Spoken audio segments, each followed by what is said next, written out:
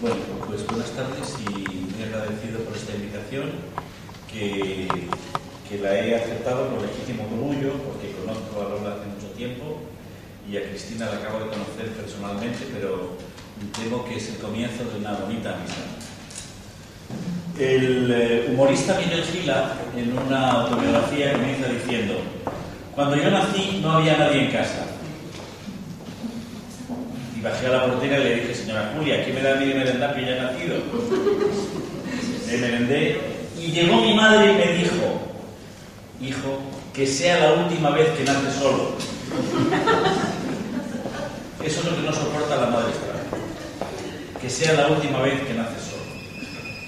Voy a dar 6 pasitos porque, como no estamos en la presentación, he tenido que escribir un poco más, pero son muy breves. Primero, ¿qué supone este libro? Segundo, ¿por qué el título? Tercero, ¿cómo lo hicieron? Cuarto, ¿qué han descubierto? 5, ¿qué dice la gente? Y sexto, ¿qué tarea queda por hacer? Porque hasta hacen libros, pero luego quieren que pensemos, además de leer, ¿no? Lo cual es mucha generosidad por nuestra parte. ¿Qué tipo de libro es? ¿Qué supone este libro? Yo creo que este libro supone un ejercicio de autoctonía, de autofundación. Autóctono es el que se levanta sobre sí mismo, que es lo que hizo Edipo. Se levantó sobre sí mismo y se le quedó el pie un poco torcido. Dice Lévi-Strauss que los personajes de los mitos que se levantan sobre sí mismos se quedan con el pie torcido, por alguna cosa que les pasa, y que es el precio que pagan por ser autónomos, por ser autosuficientes. Si ustedes vieron la película Amanece que no es poco, ejemplo del cine español, en Amanece que no es poco salen de los bancales unos hombres que por prisa de las zagadas, que les quieren tener más cerca, pues una de ellas le saca y no tiene el pie todavía formado. Y dice: pues aquí estoy, cojito para toda la vida. Cojito para toda la vida es el nombre de Edipo. Edipo es el del pie inflamado. Y lo es, dice Lévi-Strauss, por afirmarse a sí mismo. Este es un libro de autoafirmación, partiendo de la formación académica, de la licenciatura, a la contra. De la lectura psicoanalítica, y sobre todo se nota que es un libro en el que las autoras han aprendido de la escucha, que es lo que forma, lo que instituye y compone la posición de analista. Para la que no basta el oficio, sino que hay que tener deseo.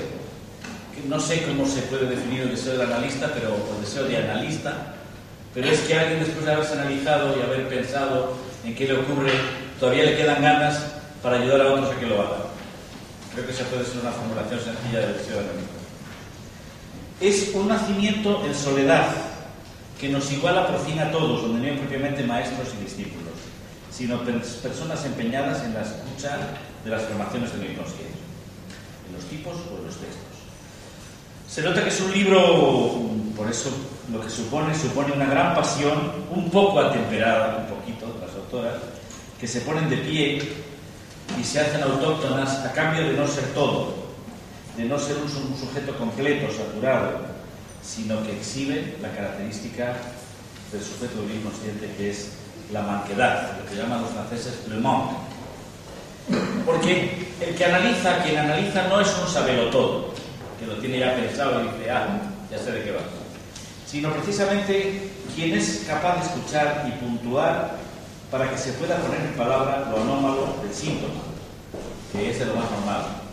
Y yo creo que por eso este libro es un libro tan bien escrito. Segundo, ¿por qué el título? La madre estrago. Yo me quedé pensando, porque es una palabra que no se emplea mucho, ¿no? Salvo, bueno, más normalmente siempre estoy un poco estragado, ¿no? O esto me estraga un poco, pero ya así, la madre estrago queda como madre coraje, que era una cosa fuertona, ¿no? Madre estrago. ¿Por qué ese estrago? Estrago significa un daño irreparable. Causó estragos en la armada turca, ¿no? Pero también es un exceso de nutrición. Y esa es una que no trabajan tanto las autoras, pero está bien. Es un exceso de nutrición que hace que estemos estragados.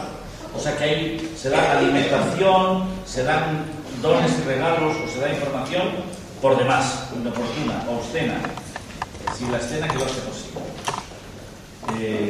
Y aquí entonces esta noción tiene que ver, es muy importante, porque supone dónde entra la madre con respecto de nuestra propia formación. Vamos muy rapidito, ya estoy en el tercero. Bien. El método y la escritura. ¿Cómo escribe? ¿Cómo escribe esta operación? Que es un conjunto de casos y de tipos, donde hay desde la madre sorda, la madre enferma, luego ya la madre vengativa, tal, al final acaban con la madre santa, que al final creo que la ponen como en un altar, ¿no? Y esto está bonito también. ¿Cómo escribe? ¿Cuál es el método y la escritura? Pues escriben con gusto, con mucho gusto. Escriben como escribía Freud. Esos casos de Freud sobre la histeria que Juan José Millás los editó como un texto literario, porque son textos apasionantes, amenos, es la vida misma la que circula por las páginas. O sea que yo no, aunque nada más fuera por ese argumento, está muy bien escrito y se lee precioso. Además, da que pensar, oye, pues ¿qué más quieres, no? Lo digo porque yo sí me atrevo a recomendar el libro, no como otros.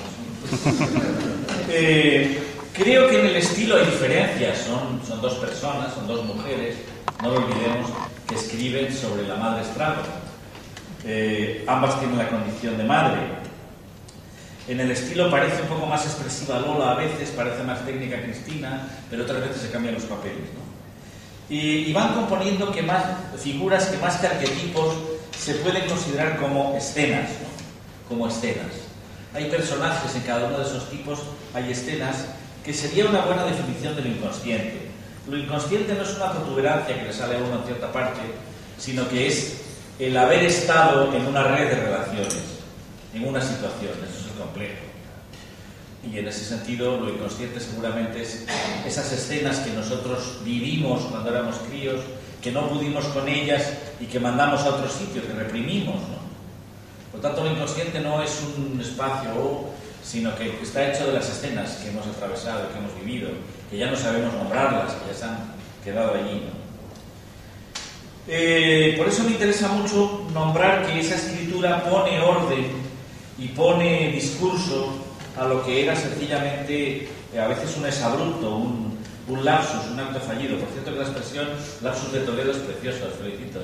Tener una asociación que se llame lapsus de Toledo, yo quiero participar en ella, me parece muy brillante. La escritura entonces supone un método para poder llevar a algo comunicable experiencias que no lo son tanto, incluso no lo son a primera vista. 4. Del padre a la madre al síntoma. ¿Qué es lo que han descubierto?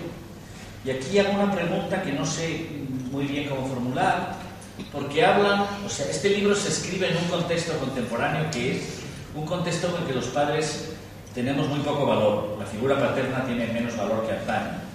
Que no es que tuviese mucho antaño. Sí, no creas, muy pesado, pero valemos menos que antes. No, es muy discutible, ¿eh? Yo me lanzo aquí para ver qué podemos decir de ello. En un momento de devaluación de la figura paterna, o de redefinición, si quieren ustedes, ¿no? Donde desde el punto de vista de la teorización psicoanalítica se habla del declive de la función paterna, de las suplencias del nombre del padre, tomando algo que tiene que ver con el espacio interior íntimo de la sesión y tomando algo que está en la calle, que es los cambios en la cultura, donde los varones y las mujeres nos diferenciamos, como comentábamos antes de entrar, por lo menos en una cosa. Las mujeres, por necesidad, habéis tenido que pensar y hablar sobre vosotras mismas. O sea, que estáis construyendo una identidad reflexiva. Mientras que los varones silbamos y miramos para otro lado. Y no hablamos de nosotros mismos ni con nosotros. Quizá con alguna amiga raro. Pues hay una línea divisoria muy importante. Este libro se edita en tiempos de redefinición potente de la identidad masculina. Entonces, ¿qué significa eso? ¿Qué significa esa supuesta ausencia del significante paterno? Que no me refiero en la clínica, sino en la cultura, el decaimiento, el declinar de la función paterna, donde está dicho que la psicosis supone la ausencia del significante del nombre del padre, que no puede atarse, es un sujeto que no se puede atar.